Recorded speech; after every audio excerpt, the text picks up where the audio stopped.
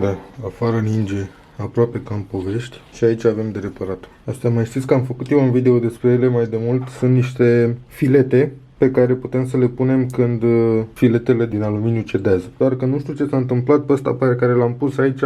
Ori nu l-am pus bine, ori în timp s-a desfăcut, nu știu, dar nu mai prindea șurubul în el. Deci mă gândesc că s-a tocat filetul și în ăsta. Mai am unul pe aici care face figuri, se blochează șurubul în el, trebuie și la ăla să fac ceva.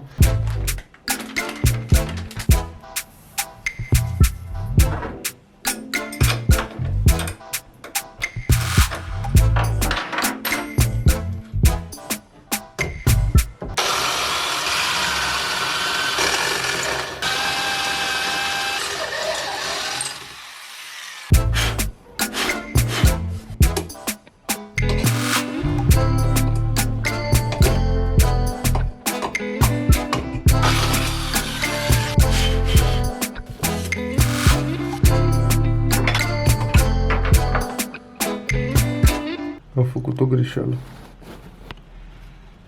dar se rezolvă. Perfect, acum sunt toate ok. După cum am mai spus, când aveți o piesă în cap și nu o găsiți în magazin, cel mai simplu e să o faceți singur. Așa am făcut eu cricul ăsta, pentru că pe asta se bazează și canalul, făcutul lucrurilor bune, utile, cu ce avem la îndemână. Eu am cricul ăsta, pe care l-am găsit pe jos, dar îmi place foarte mult de el. Că e gros, nu știu, îmi place mie de el. Doar că e prea mic, el ar trebui să fie așa de înalt. Așa că am dezmembrat cricul ăsta, am cricul ăsta și o să fac, și o să fac asta. O să iau ăsta, care are găurile care îmi trebuie, ăsta are găurile pe parte, ăsta are găurile în sus, că la mine așa se prinde. Și o să pun cricul ăsta pe suportul ăsta.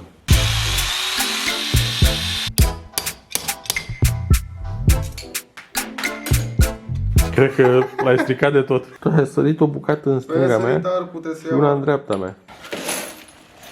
Avem șurub, piuliță și două șaibe ca să punem pe interior, pentru că este o diferență de câțiva milimetri între ele. Și atunci să nu joace cricul, să nu facă așa, pun două șaibe. Băi, Andrei, stai că n-am luăm de la capăt, că nu am apăsat pe butonul ăsta.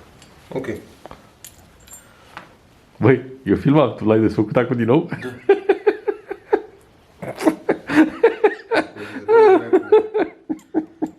Lasă-o dracu, mă. Vezi să nu ți se întoarcă cricul în partea din față. Pe asta zic. Trebuie să-l pun bine. Nu cred că o să poți, Andrei. A, da. Așa. Mai trebuie o șaibă băgată. Am băgat două șaibe. Am prins asta. Punem piulița autoblocantă. Și acum, ăsta este cricul.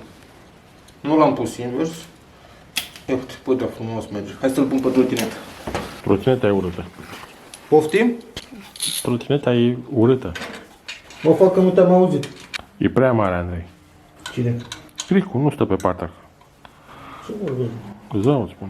Ia, fii atent. Ia, luă mai încolo. Uite cât s-a ascut. Băi, de ce frumos e, fii atent. Și acum stă pe cric. Zici că nu stă, a? Ia.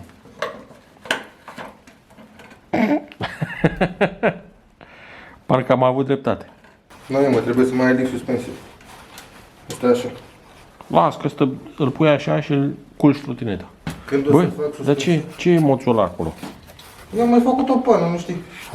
Și tot după mine și când fac pană îmi bag oață. Are un cric frumos. Are, da.